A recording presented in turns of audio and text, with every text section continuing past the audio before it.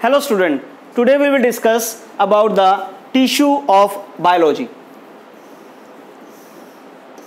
So we have tissue, a group of cell which will perform particular function like digestion, excretion, circulation. That group of cell which will perform particular function, that is called tissue. So depending upon their presence, we are classified the tissue into different types. One is called plant tissue, other is called animal tissue. Plant tissues are present in plants and animal tissues are present in animals, you can say.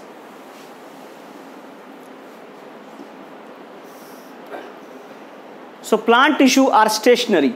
They don't move from one point to another point. So because of their characteristics, they have a different characters. Most of the tissue, they have supportive, so they have a actual strength because of this characteristic.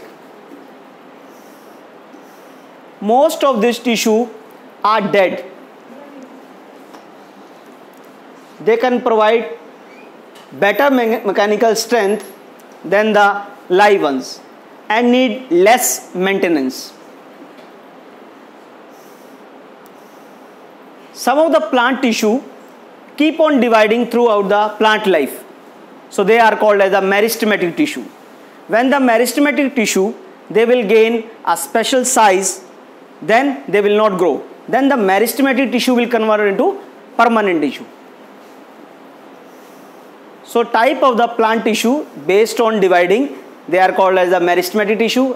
As I already told, meristematic tissue keep dividing and they are responsible for the growth of plant. Meristematic tissue are of different type depending upon their position in the plant. They are divided into apical meristem, lateral meristem, and then intercalary meristem. So depending upon their position, the meristematic tissue are of three types. Now I show you their position with the help of diagram. Now you can see the apical meristem are present at the tip of the root or tip of the shoot. So when they are present at the tip, they are responsible for the growth of shoot or stem, you can say, and growth of root. So growth of shoot will move upward and growth of root will go downward.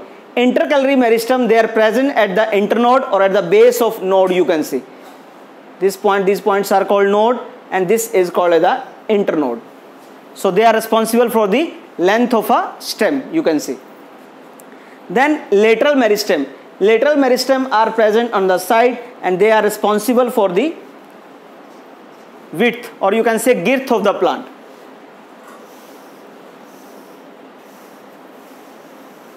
So this was all about the meristematic tissue. Thank you.